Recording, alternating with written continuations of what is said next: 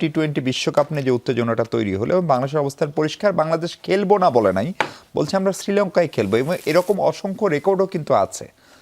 ভারতে খেলেছে, ভারত পাকিস্তানে খেলতে যায়নি, পাকিস্তান কিন্তু শ্রীলঙ্কায় হ্যাঁ খেলছে। পাকিস্তানও শ্রীলঙ্কায় খেলেছে। তাহলে বাংলাদেশের ক্ষেত্রে সেটি হবে না কেন, এটি একটি প্রশ্ন। দ্বিতীয় প্রশ্ন হচ্ছে, বিশেষ করে বেগম খালেদা জিয়ার জানাজার সময় শেষ শ্রদ্ধা জানাতে ভারতের পররাষ্ট্রমন্ত্রী যখন আসলেন, তখন মনে হলো সম্পর্কটাকে একটা ওয়ার্কিং রিলেশন নেওয়ার প্রচেষ্টা ভারতের পক্ষ থেকেও দৃশ্যমান হচ্ছে। সেই সুরটা আবার কেটে গেল কিনা? আমার কাছে মনে হয়েছে যে ভারত এবং বাংলাদেশ দুটি দেশই সম্পর্ক একটা রিজনেবল রাখার জায়গায় আরও তৎপর হওয়া উচিত।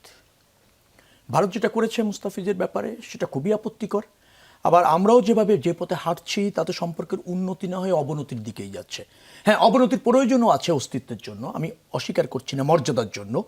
কিন্তু বিষয়টিকে আরও যেটাকে বলা হয় পেশাদারিত্বের সাথে আরও বেশি চতুর্মুখী ভাবনার জায়গা থেকে দেখতে পারলে ভালো হয়। অবনতি কারোর জন্য স্বস্তিকর নয়, অবনতি কাউকে তৃপ্তি দেয় না।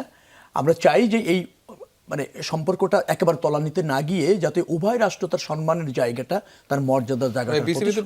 আমি একটু কথা বলছি যে তাদের সেফটির জন্য সে আরেকটা দেশে খেলতে যায়, যেখানে এই বিশ্বকাপে পাকিস্তান শ্রীলঙ্কাতে খেলছে। আমি তা বলছি না যে বিসিসিবি রাইট বলেছে, আবার আইসিসিও বলেছে যে আমরা নিরাপত্তার ব্যাপারে কোনো রকমের ঘাটতি দেখছি না। আমি বলছি এগুলি যার যার অবস্থান থেকে বক্তব্য থাকে, কিন্তু দিন শেষে গিয়ে এমন একটা অবস্থান রাখা উচিত যাতে বৃহত্তর স্বার্থটা প্রাধান্য পায়।